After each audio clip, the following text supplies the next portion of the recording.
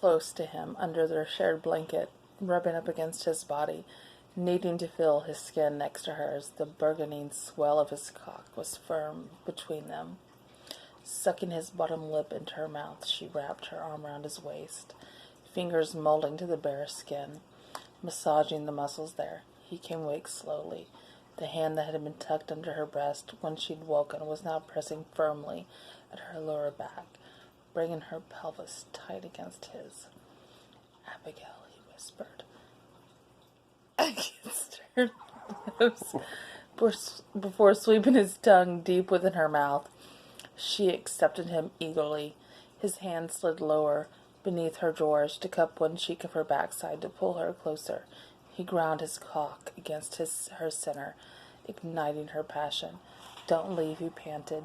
"Never," she responded. What had she been about to say? That she loved him? No, it was too soon. "I won't leave you or Jacob," she finished. "We'll talk later. Let me love you." "Yes," she moaned, taking his mouth again in a devouring kiss. He broke their kiss shortly after to move down her body. Laving his tongue around her nipple, he sucked it into his mouth, pulling deep, making her arch closer to him. He nipped at the other side, squeezing the other firmly with his hand. "Elliot." He released her so suddenly, she cried out at the loss of his touch. "Shh," he soothed. "Flip over on your front." Her heart ratcheted up in speed, her breath stilling her lungs in excitement. What did he have in mind? "Trust me," he said when she stalled too long. She turned over on hands and knees, bracing herself for whatever he had planned. He squeezed her hip, leaned his much larger frame over her from behind, and gently nipped at her side with his teeth. His fingers found the entrance to her womanhood through the slit in her drawers, slicking her sheath with the juices he'd drawn so easily from her. 2 fingers slid into her, in and out. In the cunny. A rhythmic thrusting that had her pushing her behind out, wanting him to be rougher, faster, harder. "I want you, Elliot," she groaned into the pillow beneath her head, biting at the edge to keep from screaming out her pleasure. He moved away from her to strip himself of his clothes, she assumed.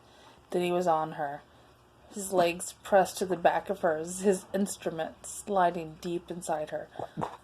"Oh, God. Oh, God," she moaned. "Is that what you want? You want me taking you from behind, fucking your sweet honey? You on your hands and knees?" And does she just use every word in the thesaurus at some point in this book?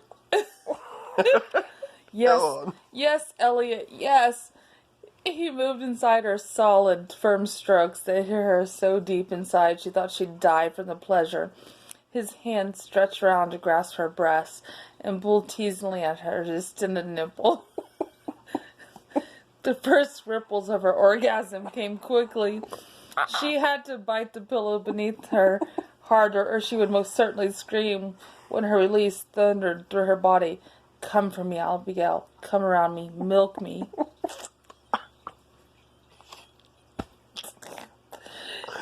His words are enough to set her aflame. There was no holding back, denying her finale. She came, just as he's demanded. She didn't stop coming for some minutes. Elliot lazily thrust in and out of her. Her lube quite increased with her orgasm. "Now, for slow again," he said, pulling out of her and turning her to her back. Elliot skimmed his hands over Abigail's waist, ribs, and breasts, loving the feel of her soft skin under his labor-roughened hands. He couldn't stop touching her, squeezing and stroking her flesh, feeling every bit of pale skin he exposed to the moonlight. Her breasts, though small, were perfect for his hands to just cup. The nipples a deep ruby and glistening wet from the ministrations of his tongue and mouth. He took his time, in no hurry to reach his finale. With the hand that wasn't exploring her body, he cupped her buttocks, that guided her hips in an easy, unrushed rhythm. He'd have to build her desire, sure and steady, if she was to come again. At least he makes sure she comes first. I know. If only the joy... he is. That's why it's so sexy. If only the joy they found tonight, that's why it always makes me think of you. If only the joy they found tonight could erase the afternoon's revelation. Blah, blah, blah. He sucked the tip of her breast into his mouth. Her nipple lengthened with his attentions and was like a sweet hard berry rolling around on his tongue. She slid over his cock faster, making him thrust up into the welcome haven between her thighs. He could stay here forever, forget the world around them, and lock himself in her room for the rest of her days, or never leave the bed, for that matter, keep her here with him always. Of course, that would never be possible. It was a nice way. Her fingers threaded through his hair, and she forced his head away from her breast, so she could look him in the eye. She didn't kiss him, didn't utter a single word. She just stared into his eyes as he did hers.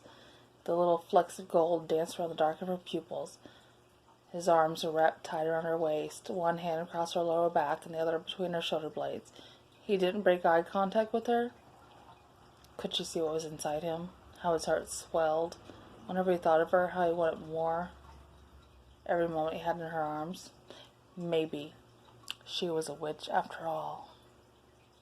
How else had she stolen into his heart and mind so deeply? He knew the dangers of letting anyone get too close, but she completely bewitched him. I know.